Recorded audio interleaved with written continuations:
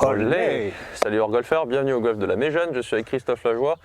Et si vous êtes un joueur qui a tendance à faire des petites grattes sur ses approches, cette vidéo va vous intéresser, puisqu'on va essayer de discuter pour comprendre pourquoi et comment y remédier. C'est ça. Donc Chris, pour commencer, qu'est-ce que c'est une gratte et à quoi c'est dû? Ah bah alors, une gratte, pour faire très simple, c'est très gras. Ouais. Donc toute l'énergie que tu as accumulée, tu la mets dans le sol et pas dans la balle. Ce qui veut dire qu'on touche le sol avant la balle. Exactement. Donc Ok. pour montrer déjà, ne serait-ce que visuellement à quoi ça ressemble, bah, c'est pas compliqué. On voit le club qui monte et qui va venir toucher le sol. Toucher le sol et Avant ensuite de la taper balle. la balle. Bah, de toute façon, j'en ai fait une juste avant, je peux la refaire. Hein. Je touche le sol. Oh, c'est pas beau. Là, pour le coup, c'est une gratte.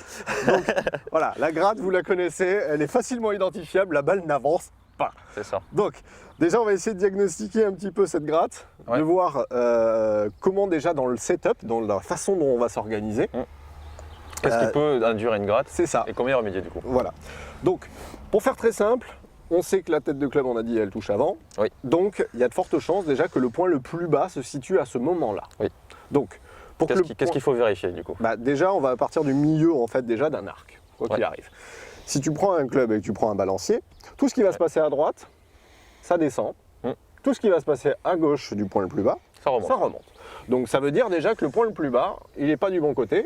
Tac. Et le milieu en fait de notre swing de golf, bah, bizarrement, c'est le milieu entre nos deux bras, à savoir le sternum. Le sternum, ouais. Donc on va vraiment porter une petite attention toute particulière là-dessus, en essayant déjà de placer le sternum Au-delà de la balle.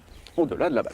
Donc c'est-à-dire que de quelle manière je peux placer ma balle en deçà du point le plus bas, donc pour réussir à prendre le sol après la balle.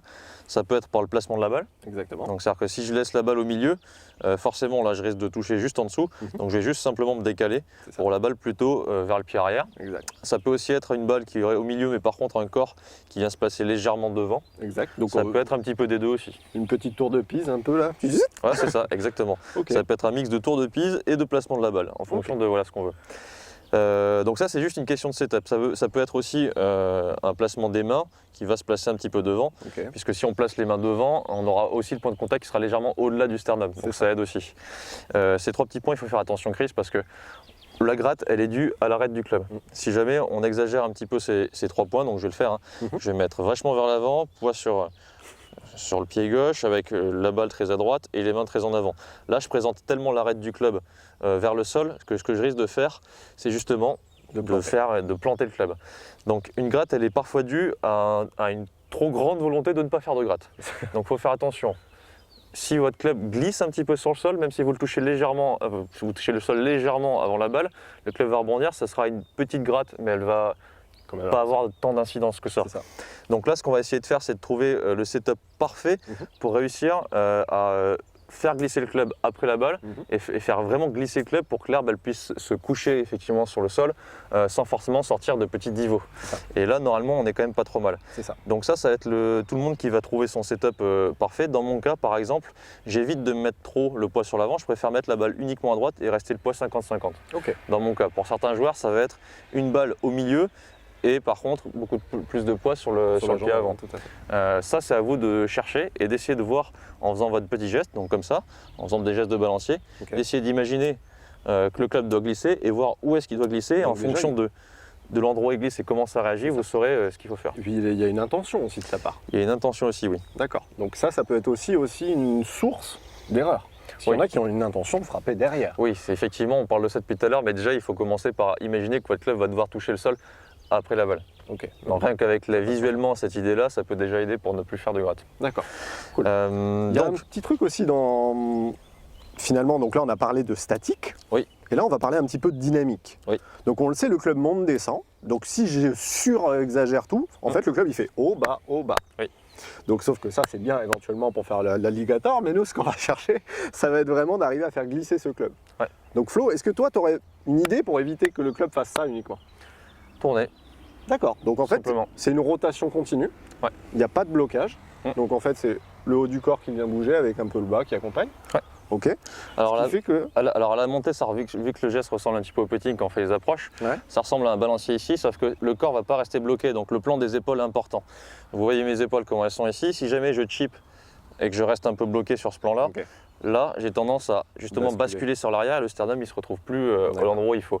Donc je fais mon geste ici et ensuite il va falloir essayer d'imaginer que je tourne un petit peu pour pouvoir accompagner et que le club puisse rester bas et puisse glisser sur le sol et ne vienne pas justement faire un geste trop vertical, donc tomber sur le sol et remonter très vite. Ok.